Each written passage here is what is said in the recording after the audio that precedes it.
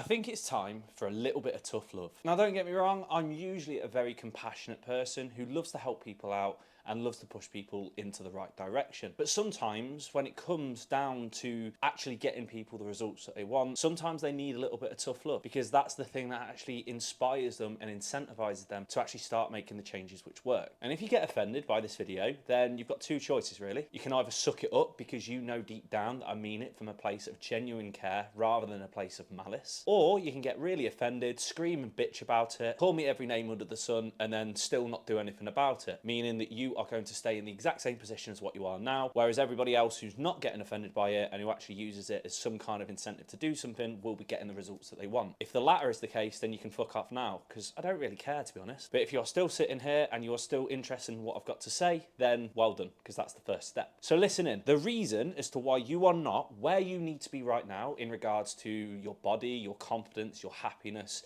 your motivation, or your relationship with both food and exercise is not anybody else's fault other than your own. It is your fault why you're in this position. It is your fault why you feel so down about how you look. And it is also your fault if you are not getting the results that you want. You can blame the fact that you haven't got enough time to go for the gym, sure, but that doesn't mean that it's your time's fault or your work's fault or your kids' fault. It's your fault for not managing time better and at least prioritizing your fat loss journey. If you cannot stick to your diet, it's not Sally's fault who's bringing in chocolates in at work. It's your fault for not having the balls to say no, or at least restrain yourself from eating too much. What you're doing is you're having something called an external locus of control, which is whereby you're blaming events and consequences in your life on external factors. Something bad happens and you instantly look for something to blame other than yourself. But this is not a logical way to actually start getting the results that you want, nor is it rational in regards to dealing with the consequences and issues within your life. You instead need something called an internal locus of control, which is whereby you blame certain consequences and certain issues on something that you have or have not done. Now, the reason as to why having an internal locus of control is going to be better than having an external locus of control, specifically for a fat loss journey, is because if you have an external locus of control, you have no control or no ability to change what is happening. If you blame Sally for bringing in chocolates to work and you're blaming your inability to stick to your diet because of that, you can't change whether or not Sally's going to bring in chocolates, because she's going to do that for her own reasons. You can't force her to not bring in chocolates because she may well just continue to do so. You can't force work to not keep you that busy, therefore you're going to have time to go to the gym. You have no control over your work schedule. You have no control over what your boss is going to be planning for you. However, if you have an internal locus of control, if you say to yourself, the reason as to why I am or not doing these things is because something that I am or not doing, then you have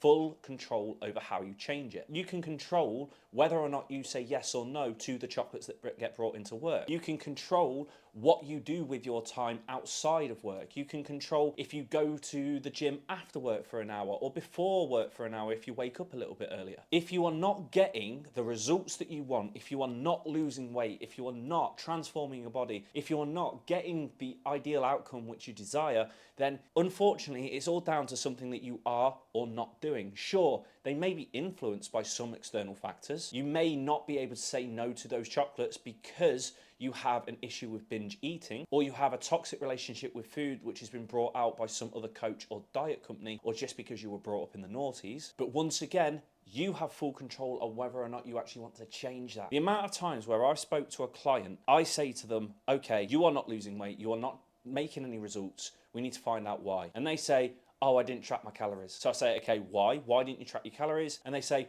oh, I forgot. Or I didn't have enough time to do so. And I say to them, listen, you have zero excuse as to why you're not getting results then. Because you are not tracking your calories because you didn't make it a priority. You didn't track your calories at the start of the day or even the start of the week to make your week a little bit easier. You're waiting until you cook the food to track it, or at the end of the day, by which time you've probably completely forgot. I say to them, did you go to the gym, or have you been doing the exercises that I've set you? And they say to me, no, because you know, I've got a little bit of a tickly throat, or I didn't have enough time, or I'm not feeling that motivated. A tickly throat isn't going to stop you from going to the gym. Have a cough sweet, push past it, go to the gym. You're going to feel much better after it. If you haven't got enough time, you didn't schedule your gym sessions better. Get them done sooner rather than later, because then if life throws a curveball towards the end of the week, it doesn't matter because you've already gone into the gym. And if you're not feeling motivated, motivation is temporary. It's discipline that you need to be focusing on. It doesn't matter if you're motivated or unmotivated to go to the gym, still go, because you're disciplined and you want to achieve your results. If you don't go, then obviously you're not going to achieve your results. You are not where you want to be right now because of things that you have or haven't done. And as soon as you start to realize that, you can actually start making the changes which are going to result in the results that you want. Take your locus of control from something external, something that's blamed externally, because you have no control over that external blame. You have full control